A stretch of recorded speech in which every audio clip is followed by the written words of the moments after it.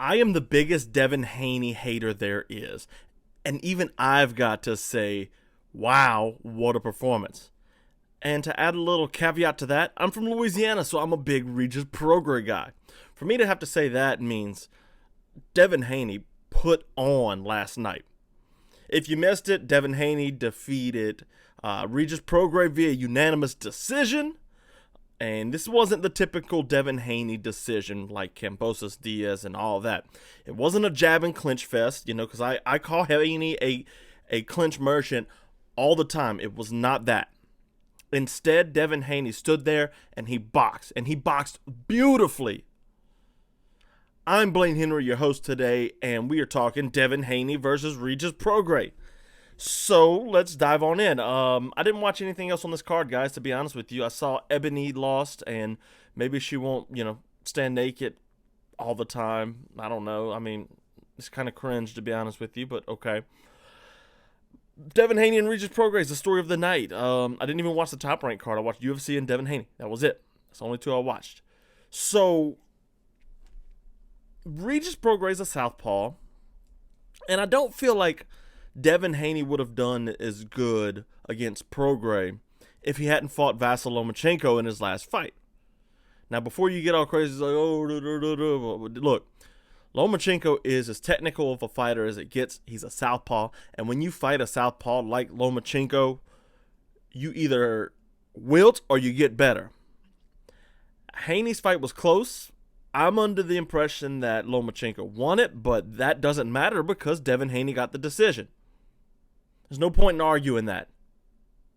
So, Devin Haney gets into this war, and round 12, he came out and he did his thing against Lomachenko.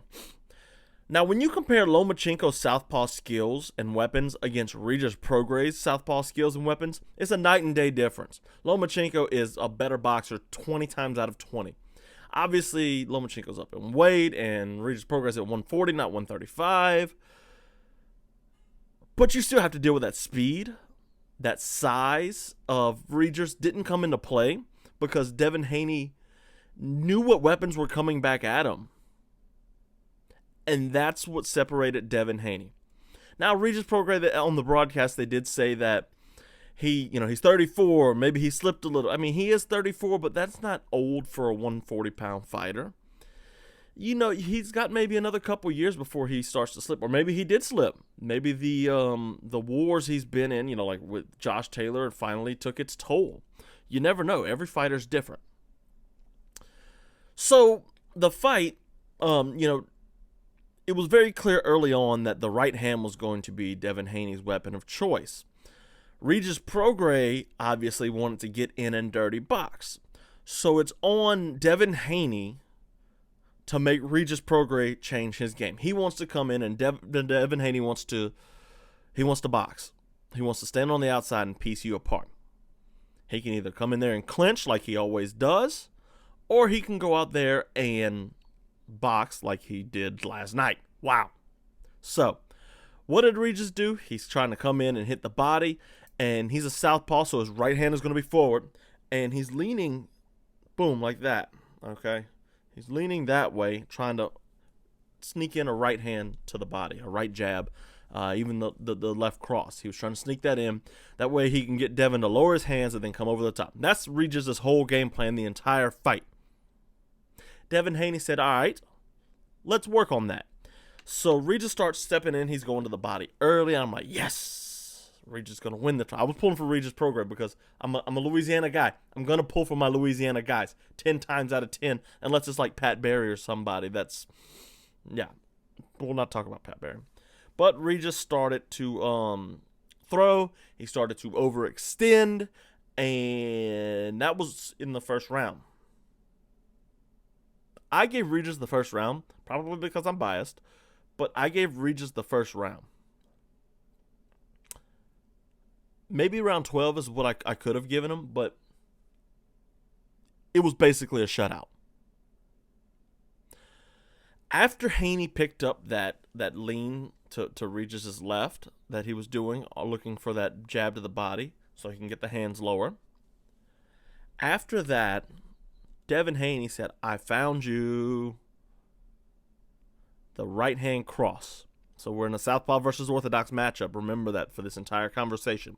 That's something important to remember, because that means that's the type of tools that Haney and Regis both have. Okay, so you have a southpaw versus orthodox matchup. Haney's power hand is his right, Regis's power hand is his left. They're mirrored. Regis is leaning to his left, and Devin Haney says, "I picked that up," and 1-2 right up the middle. Now, this isn't anything new from Regis Prograis. Regis leans to his left every single fight. So what's he going to do in this fight? He's not a fighter that goes out there and changes his game plan according to his opponent. Devin Haney does. He's become a better fighter since that Lomachenko fight, and we can see it now. But also this weight is better for him. He spent his time, and he got bigger in the gym, and his legs aren't chicken legs. They're still small. He's still got small legs, but he can sit in on his punches better, and you feel it. And Regis felt it. So round 3 comes around. We saw a couple uppercuts off that lean, so it's obvious that, Regis is leaning coming in, and Devin Haney's like, I see that, and he throws the right uppercut, and it doesn't land at first, but it's like, it's there. So when you're showing a fighter something and they see, oh man, he just grazed my ear with the uppercut, I need to be aware of that. And it's these weapons and these types of moments that made Regis Prograis scared the rest of the fight. I don't want to say he was scared, because he really wasn't scared per se, but he was very hesitant, and that's a big deal. So round 3 comes around, and Regis, he did this thing. He did this in his last knockout win, so it was 2 fights ago. He steps across to his left to line his left hand up, and he did that to Haney, and didn't work. And then he tried to find the right over the top. Didn't work. Haney's looking for the uppercut on the pivot, like we talked about. And he's starting to land them. They're getting closer to land. Regis is slowing down. He's getting tired. Great. So Devin Haney, 1-2. That's all it took. Knocked down Regis Prograis. Regis has been knocked down before, so it's not unheard of. But when Devin Haney knocked Regis down, it was different. Taylor, I think, knocked him down. He's been knocked down in the past, and he's always come back strong, and he's fought hard. When Devin Haney knocked him down, that changed something inside Regis Prograis mentally. He didn't come out and he wasn't fighting hard anymore. He wasn't going to the body anymore. He was leaning and trying to get into a dirty boxing range, trying to step along the outside of his leg. Stuff Devin Haney prepared for, because if anybody's going to be great off the pivot and stepping to the outside of the leg, it's going to be Vasyl Lomachenko. Prograis may hit harder, but Haney's the faster fighter, and he's faster than Prograis, so he gets the speed advantage. You're either the faster or the slower fighter. There's no spectrum there. You're faster or you're slower. Lomachenko was the faster fighter, and Haney found some good ways to deal with that pivot and stuff, He picked up a lot of the stuff from Teofimo Lopez when he beat Lomachenko. But when you compound those skills with what Devin Haney got to enjoy in the fight with Prograis, which is the speed advantage, it becomes a train wreck for Regis Prograis. So after that knockdown, this is where Devin Haney started to have a field day. He just jab, cross, uppercut, lead hooks. I mean, he was doing everything. He was coming off the pivot. He was just working Prograis systematically down. He started going to the body at one point to hey, Regis. Regis, after he got caught again, I think he got wobbled. When did he get wobbled?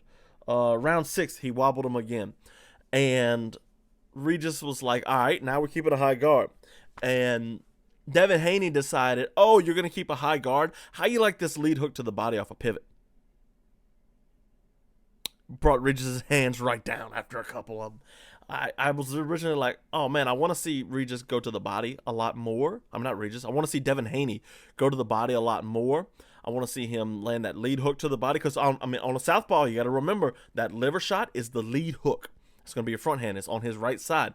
So Haney's is to the back, which means Regis has to throw his longer strike to hit the body and to the liver shut down. I mean, that's what takes the most sap out of you.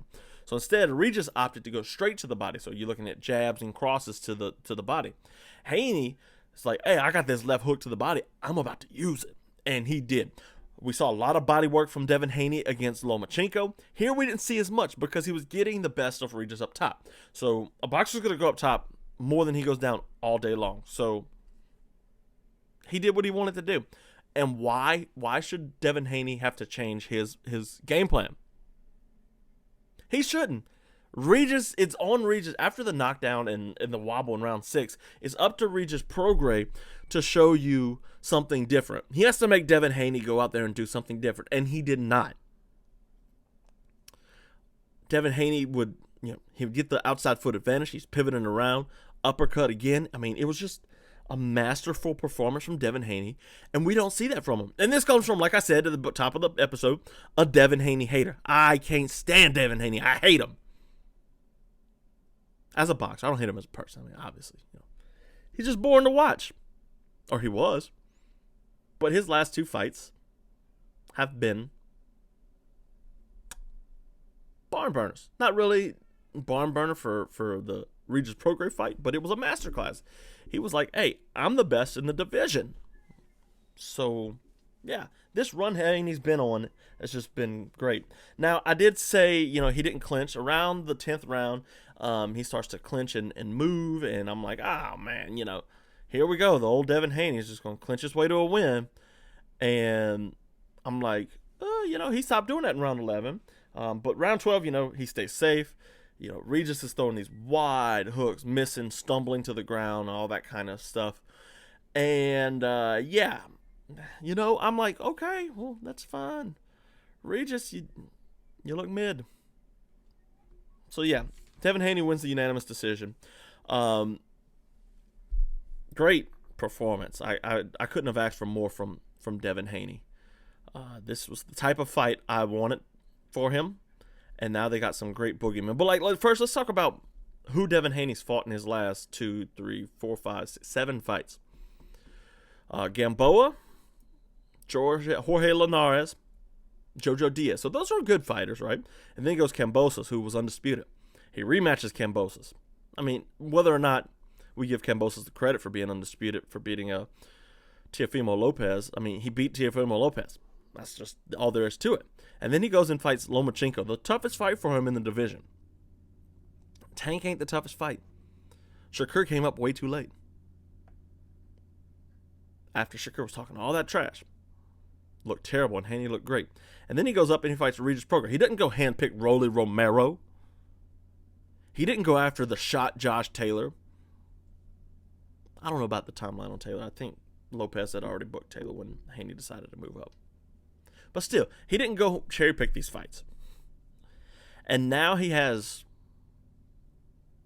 2 fights in the division at 140. And then that's it for him, really. I doubt he takes a Subriel Matias fight. That's just not a big enough fight for him. You could say Ryan Garcia. Garcia's trash. Haney works him every single time. And then there's obviously Teofimo Lopez. Lopez versus Haney was the fight at 130.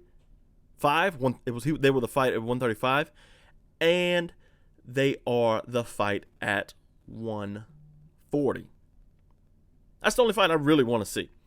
Subriel Matias would be a good fight for him, but Matias comes forward a lot, and Haney does good against those types of fighters. But I mean, I'd like to see the pressure Matias puts on him, how Haney reacts to that, because nobody's put pressure on him like that. But Lopez is the fight, and then obviously they're talking about going up to 147. And Rolly Romero, I said in the Garcia episode last week, I don't hold Romero in high regard, and I'm still not going to hold Romero in high regard. Yeah, he can get under the belt, but it doesn't seem like Devin Haney wants to go undisputed again, which is weird, but yeah. 147, there's Boots Ennis, which is who Hank's fight coach. Gervonta Davis's coach said he should go fight instead of fighting Tank, which is like, I like that fight. It's Tim Tszyu, and then there's Bud Crawford. I feel like they're going after Bud. I don't think they care about undisputed. I think they want the big fights, and it's obvious because Haney's been chasing the big fights. He's been calling for Teofimo. He fought Kambosos, gave him the rematch, which I think that was mandated. And then he went and fought Lomachenko to prove to everybody, hey, I am the best. Obviously Kambosos wasn't the best guy. We don't believe he was, but he did beat the man. So now we have Devin Haney, who went after Regis Prograis, a dangerous fighter. We won't say Regis is the best fighter in the division. We thought Teofimo was. I think Devin Haney is the king of 140 now. I think so. That's where we're going to leave it. All right, guys, that's going to be it. Drop me a follow, subscribe, all that good stuff. Got my newsletter down there. Got my Twitter account down there. Reach out. Let me know what you thought of the fights. Next week, we got Jake Paul, and then we got Bam versus Sonny Edwards. I'm going to make 2 separate episodes because I know a lot of people don't care about Jake Paul. And that's on Friday, too. So, yeah. Anyways, guys, I'll be out. Later.